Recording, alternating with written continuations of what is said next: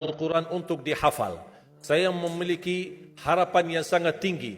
InsyaAllah Indonesia, sepanjang apapun kegelapan, sepanjang apapun kegelapan kezaliman, sepanjang apapun kehilangan keadilan, InsyaAllah akan datang satu saat terbitnya matahari adil.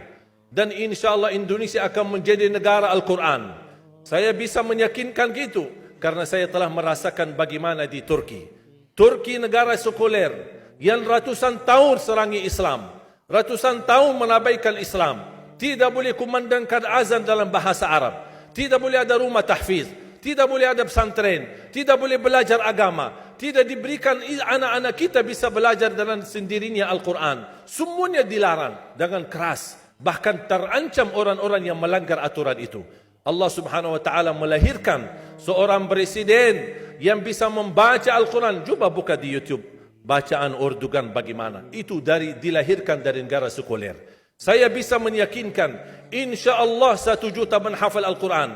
Dan Bapak Ibu mudah-mudahan masih punya umur akan mendengar pengumuman besar. Imam besar salat Idul Fitri dan Idul Adha sekaligus khatib adalah Presiden Republik Indonesia menghafal Al-Quran. Itu yang saya yakini. Dan saya tidak pernah merasa lelah. Dan saya selalu berkata sama istri, kalau saya mati itu pun karena saya bersama Al-Quran. Wallahi jamaah sekalian, yang bersama Al-Quran tidak akan merugi. Berkah rizkinya, berkah umurnya, terjamin kebahagiaan. Allah Subhanahu wa taala hanya minta satu, berkenan bersama Al-Quran di dunia. Apa yang kita dapat? Apa yang akan dibalas?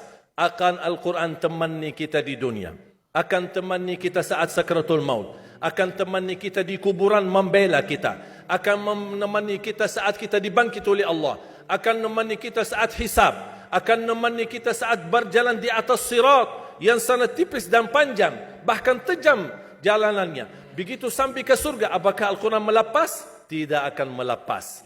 Al-Quran masih berkenan, padahal kita hanya cuma sekali berteman sama Al-Quran di dunia.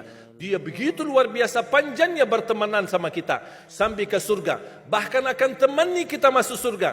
Sebagaimana bersabda Rasulullah SAW, yuqalu liqari'il Quran, ahlul Quran di dunia yang kesibukannya baca, kesibukannya hafal, tidak membuangkan waktu sia-sia, selalu bersama Al-Quran.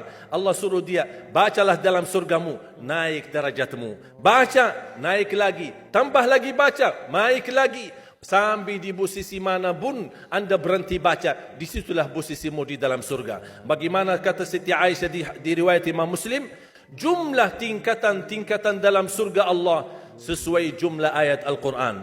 Oleh karena itu tidak ada yang lebih tinggi di dalam surga Allah daripada Ahlul Quran.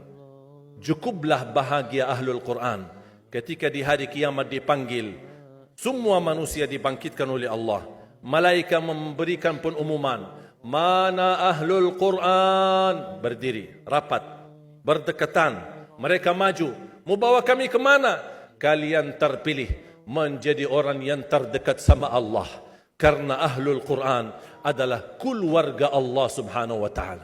Bukan hanya kita sendiri yang mendapatkan anugerahnya dan manfaatnya. Semua keluarga kita, termasuk orang tua kita dan orang yang ada di sekitar kita. Makanya jemaah sekalian, kalau anda gagal penghafal Al-Quran, anakmu pun gagal penghafal Al-Quran, jangan sisahkan walaupun saham menjadi saksi baik di hadapan Allah. Ya Allah, saya belum hafal, anakku gagal penghafal Quran, tapi insya-Allah hartaku, usahaku, pikiranku, tenagaku bisa terus memperjuangkan Al-Quran. Apa saja, ya Allah, insya-Allah menjadi saksi baik. Dan nanti di hari kiamat, insya-Allah kita bersama Ahlul Quran mendapatkan syafaatnya Al-Quran di hari kiamat. Kita sangat membutuhkan ayat-ayat yang dikumandangkan ketika meninggal dunia. InsyaAllah setiap satu huruf akan disalurkan 10 kebaikan.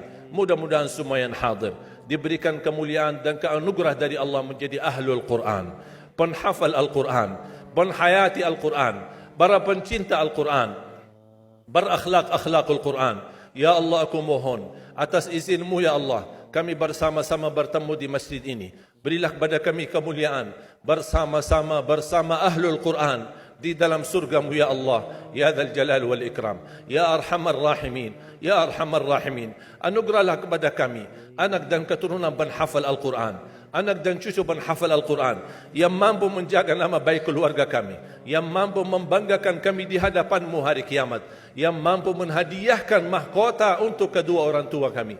Birahmatika ya Arhamar Rahimin. Ya Allah, maafkan kalau kami tidak berhasil menjadi penghafal Al-Quran. Tapi ya Allah, kami kurbankan nyawa kami, harta kami, usia kami, tenaga kami, pemikiran kami, ilmu kami untuk Al-Quran, agar Indonesia ke depan menjadi negara Al-Quran, agar Indonesia menjadi contoh terbaik untuk mata dunia, agar bisa kita melahirkan. Karena saya meyakinkan ya Allah, dan kami semua meyakinkan, terjamin masa depan Indonesia baldatun tayyibatun wa rabbun ghafur kalau selalu bersama Al-Quran. اغفر لنا ولوالدينا ولجميع المسلمين والمسلمات والمؤمنين والمؤمنات الأحياء منهم والأموات. ربنا آتنا في الدنيا حسنة وفي الآخرة حسنة وقنا عذاب النار.